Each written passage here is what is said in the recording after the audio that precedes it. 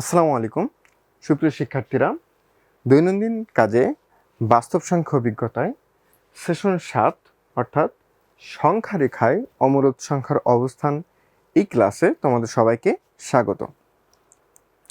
শুরুতেই চলো আমরা গত ক্লাসের যেই বাড়ির কাজটি ছিল সেই বাড়ির কাজটি সমাধান করে নিই।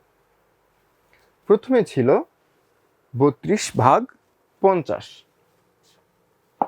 এখন 32/50 এই সংখ্যাটির বর্গমূল যদি আমি নির্ণয় করতে চাই তাহলে 32/50।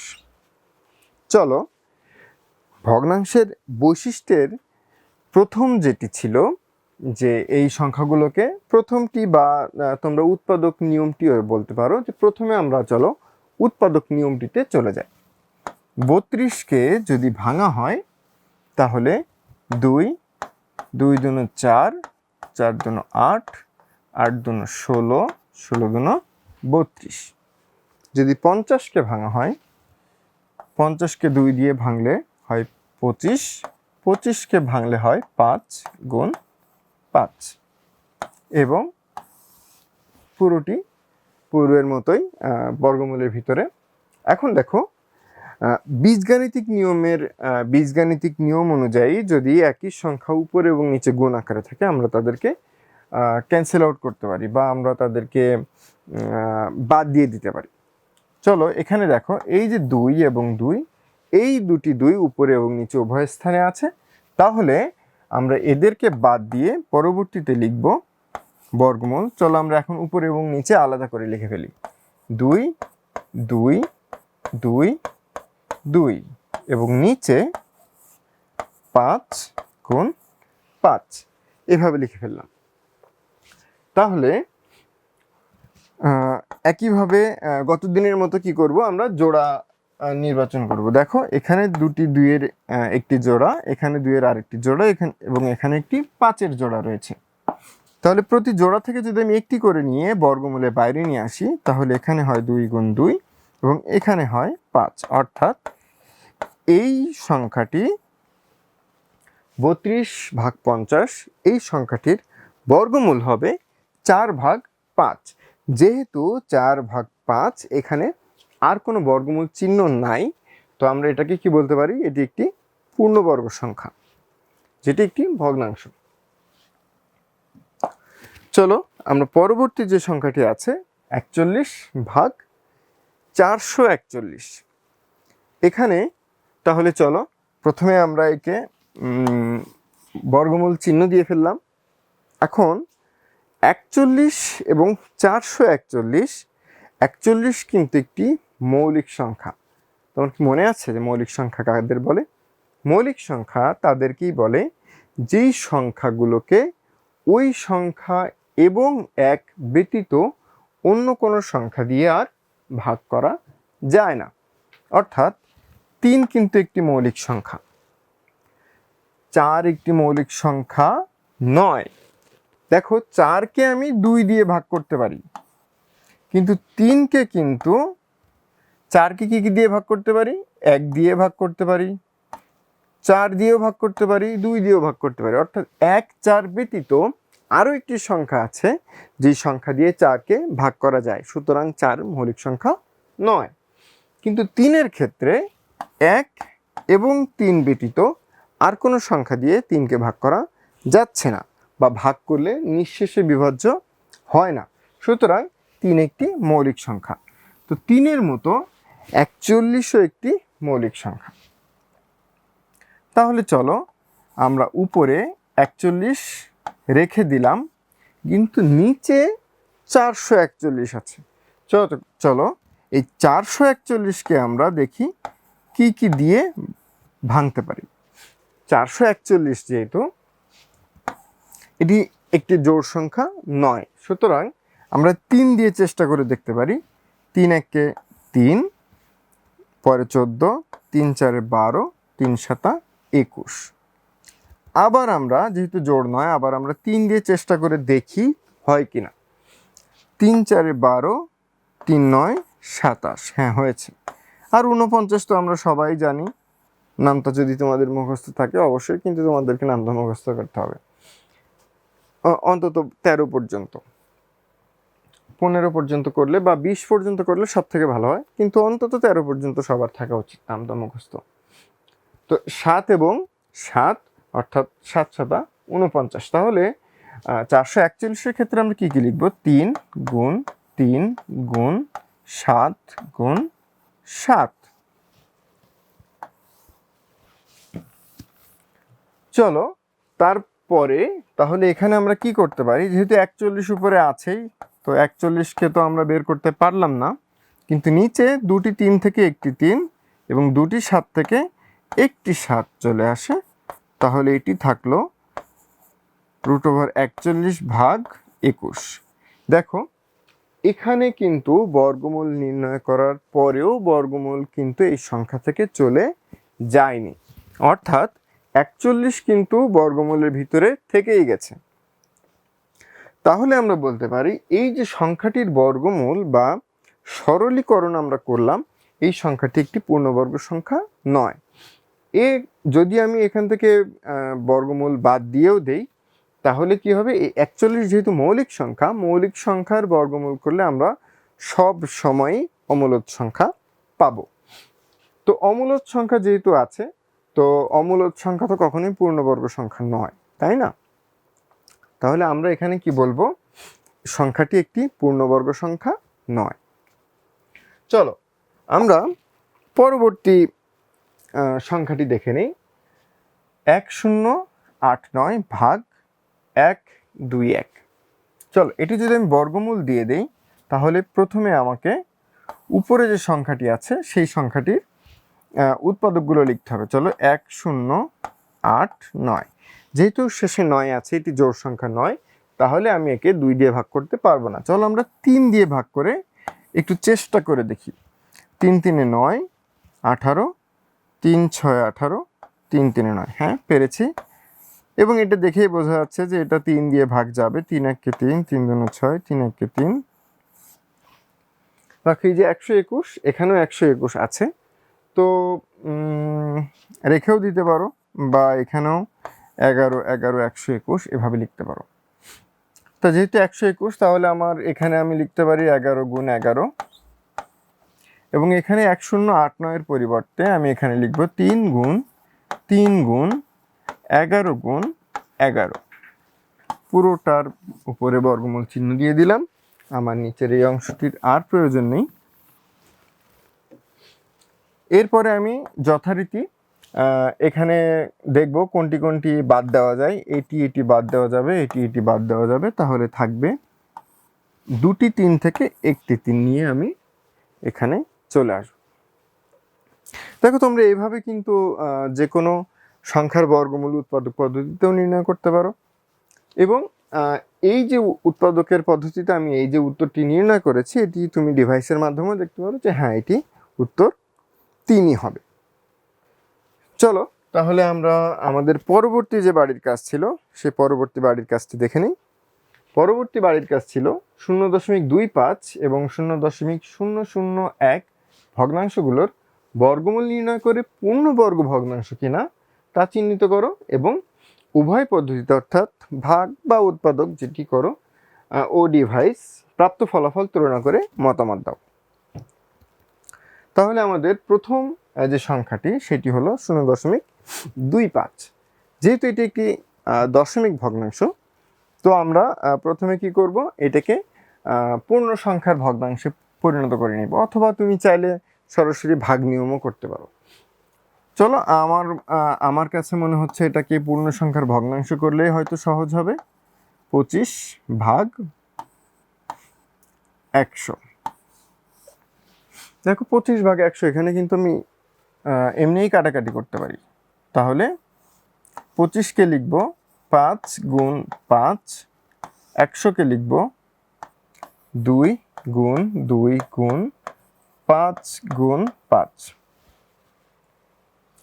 এবং যথারীতি আমি এখানে এই 5 বাদ দিয়ে দিব, এই 5 বাদ দিয়ে দিব, এবং থাকবে বর্গমূলের ভিতর থেকে উপরে কিছুই নাই, তাহলে 1, এবং নিচে এককে আমি বর্গমূলের বাইরে লিখছি, কারণ আমি যতগুলো খুশি ততগুলো এক কিন্তু আমি গুণ করতে পারি। এক গুণ করলে কোনো পরিবর্তন হয় না। তাহলে এখানে দুটি 2 থেকে একটি 2 আসবে, তাহলে 1/2। তাহলে আমরা বলতে পারি কি যে 0.25 এটি একটি পূর্ণবর্গ সংখ্যা, কারণ আমরা একটি ভগ্নাংশ পেয়েছি, যে ভগ্নাংশকে আমরা পূর্ণবর্গ সংখ্যা, যে ভগ্নাংশতে আমাদের কোনো বর্গমূল নাই। তো হাফ এটাকে কিন্তু আমি 0.5 লিখতে পারি, তাই না? যেহেতু 1/2, তো তুমি এখানে 5 উপরে নিচে গুণ করে দিলে একইভাবে হয়ে যাবে। যেমন 5 গুণ করা বলতে উপরেও 5 গুণ করলাম, নিচেও 5 গুণ করলাম, তাহলে এখানে হবে 5/10, যেটাকে আবার দশমিকে নিয়ে আসলে 0.5। চলো পরে আরেকটি আছে 0.0001, অর্থাৎ এখানে যদি আমি দশমিক ভগ্নাংশ থেকে যদি ভগ্নাংশে পরিণত করি 0.000, একের পরে 4টি শূন্য, যেহেতু দশমিকের পরে 4টি সংখ্যা, তো একে বর্গমূল দিলে একে বর্গমূল দিতে হবে। এবং এখানে দেখো 10 10 10 10, আমি 10 করে আলাদা করে লিখি, 10 গুণ 10 গুণ 10 গুণ 10।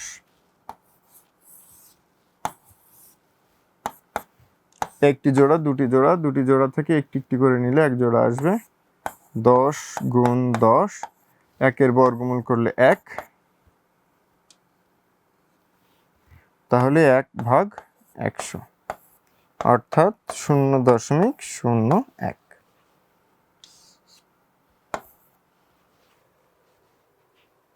সহজ, তাই না? হ্যাঁ, আশা করি তোমরা সবাই খুব সহজভাবে এগুলো পেরেছো এবং ডিভাইস এর সাহায্যে উত্তরগুলো তোমরা সবাই যাচাই করেছো।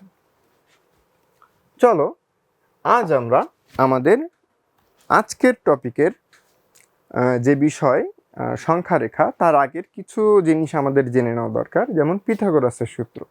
পিথাগোরাসের সূত্র কি? পিথাগোরাস বলেছেন, উনি একজন গ্রিক গণিতবিদ ছিলেন। তো পিথাগোরাস বলেছেন যে কোনো সমকোণী ত্রিভুজের অতিভুজের উপর অঙ্কিত বর্গ, অর্থাৎ অতিভুজ স্কয়ার সমান ভূমির বর্গ, অর্থাৎ ভূমির উপর অঙ্কিত বর্গক্ষেত্র যোগ লম্ব স্কয়ার, অর্থাৎ লম্বের উপরে অঙ্কিত বর্গক্ষেত্র। আমি আবার বলছি, একটি সমকোণী ত্রিভুজের ক্ষেত্রে অতিভুজ স্কয়ার সমান ভূমি স্কয়ার যোগ লম্ব স্কয়ার, বা তুমি এভাবেও ধরে নিতে পারো যে অতিভুজের স্কয়ার সমান অপর দুই বাহুর স্কয়ার এর যোগফল। একটু পরেই তোমরা বুঝতে পারবে, যদি আমরা একটু উদাহরণের মাধ্যমে দেখি, তাহলে বিষয়টি এরকম হবে যে এটি যদি একটি সমকোণী ত্রিভুজ হয়,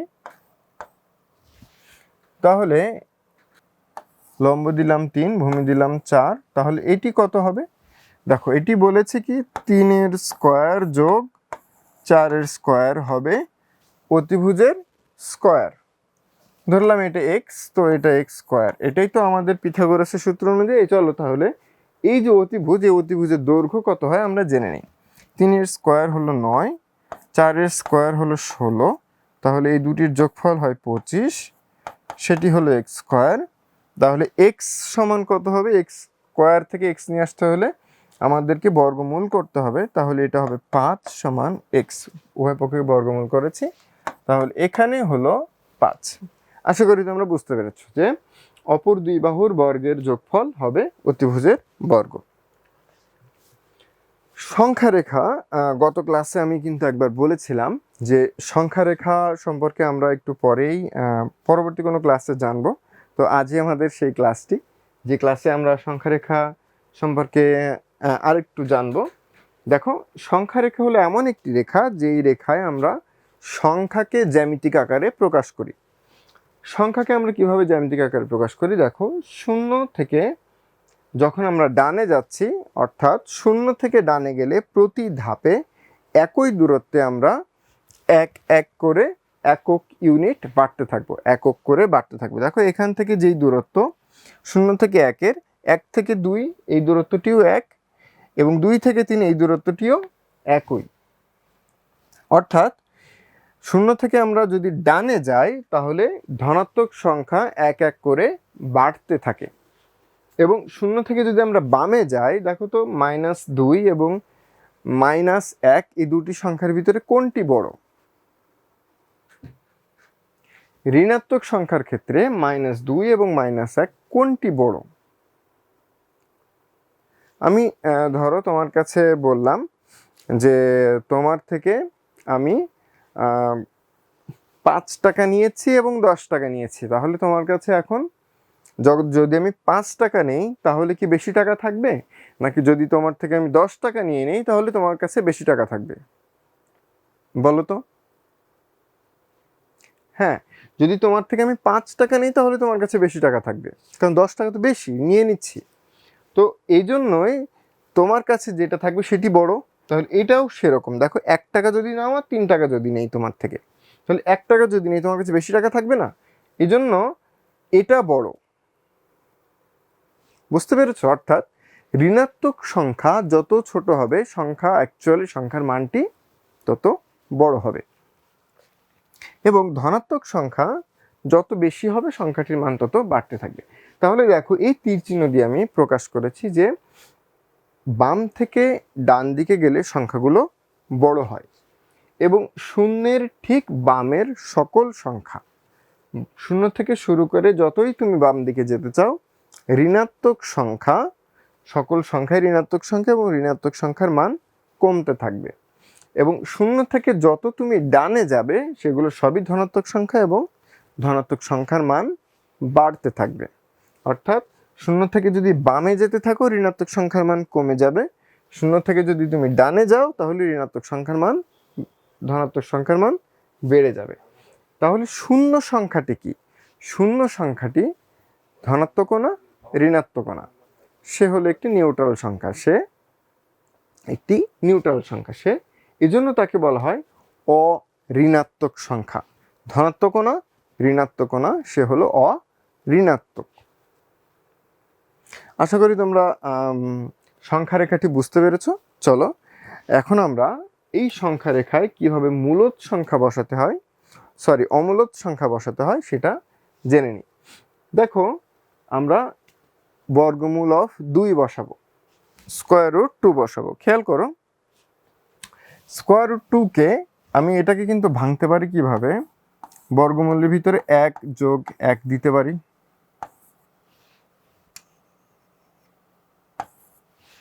তাই না? 2কে, অর্থাৎ যদি পিথাগোরাসের সূত্র অনুযায়ী যাই, তাহলে যদি এটা 1 ঘর, এটা যদি এখান থেকে যদি 1 ঘর নিয়ে নিই, অর্থাৎ এটাও 1 এটাও 1, তাহলে এই যে অতিভুজটি হবে সেই অতিভুজটি কেমন হবে? দেখো, বর্গমূল এটার স্কয়ার যোগ এটার স্কয়ার। তো এটার স্কয়ার 1 বর্গ করলে কি হয়? 1 বর্গ করলে 1ই থাকে, এবং এই 1 বর্গ করলেও 1 থাকে। তাহলে এই যে জায়গাটা, এই যে দূরত্বটা, এই দূরত্বটা কিন্তু আমার বর্গমূল অফ 2। এই যে এইভাবে, যে এটা আমি এইভাবে লিখে দিলাম বর্গমূল অফ 2, বা তোমরা যদি চাও আমি এখানেই লিখে ফেলি 1 বর্গ যোগ 1 বর্গ সমান 2। বুঝেছো? তাহলে এই স্থানটা তো সংখ্যা রেখার উপরে নয়, তাহলে সংখ্যা রেখার উপরে ওই স্থানটা কোথায়? তার জন্য আমরা কি করব? তার জন্য আমরা এই স্থানটিকে নির্বাচন করে, দেখো এই যে কম্পাসের মাধ্যমে, কম্পাসে তোমরা তো জানোই না যে এইভাবে আমরা যখন আঁকি, যে এইভাবে যখন আঁকি,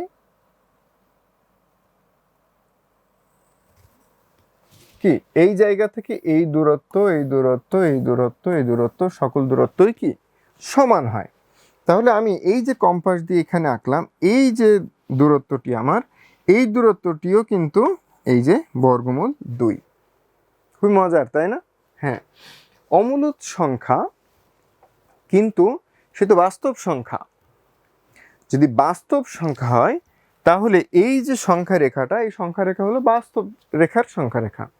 তাহলে যদি সংখ্যাটি বাস্তব হয় অবশ্যই এই রেখার উপরে থাকবে।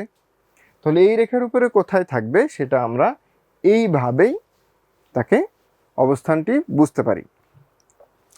চলো এখন এই যে দেখো বর্গমূল অফ 2। এখন তোমাদের বলা হলো যে 3-এর বর্গমূল তাহলে নির্ণয় করো। 3-এর বর্গমূল কিভাবে নির্ণয় করবে? চলো 3কে আমরা বর্গমূলের ভিতরে 2 যোগ 1 আকারে লিখলাম। এখন যদি অতিভুজ তৈরি করতে চাই তাহলে অতিভুজের জন্য আমাকে অবশ্যই এটা বর্গ আকারে লিখতে হবে। তাহলে এটাকে কি করব? বর্গমূল অফ 2 স্কয়ার যোগ 1 স্কয়ার, এই হলো সেই নতুন অতিভুজের দূরত্ব। তাহলে দেখো এই যে বর্গমূল অফ 2 সেখানে গেলাম, সেখান থেকে যদি আমি 1 উপরে যাই, দেখো সেখান থেকে আমি একক উপরে চলে গেছি।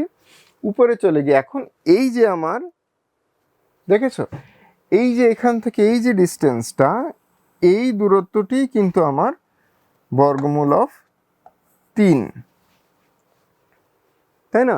এই যে বর্গমূল 2 গেছি, বর্গমূল 2 থেকে আরেকটু বাড়তি হলেই কিন্তু কি বর্গমূল 3। এখন কি একইভাবে সেই বর্গমূল 3 থেকে আমরা আবার কম্পাস ধরে সেভাবে একইভাবে এঁকে ফেলেছি এবং আঁকার পরে দেখা যাচ্ছে এই যে ডিস্টেন্সটা, এই ডিস্টেন্সটাই হলো স্কয়ার রুট অফ 3। তাহলে আশা করি তোমরা সবাই এটি বুঝতে পেরেছো। চলো আমরা আমাদের বাড়ির কাজটি দেখে নিই। বাড়ির কাজটি হলো সংখ্যারেখার সাহায্যে তোমরা 5, 6 ও 7-এর যে বর্গমূল আছে সে বর্গমূলের মান নয় অবস্থান নির্ণয় করবে। অর্থাৎ আমরা সংখ্যারেখায় কি করব, আজ আমরা যেমন সংখ্যারেখায় বর্গমূল 2 এবং বর্গমূল 3-এর অবস্থান নির্ণয় করেছি, তোমরা বাড়ি থেকে বর্গমূল 5, বর্গমূল 6 এবং বর্গমূল 7-এর অবস্থান নির্ণয় করে আসবে। আজকের ক্লাস এ পর্যন্তই।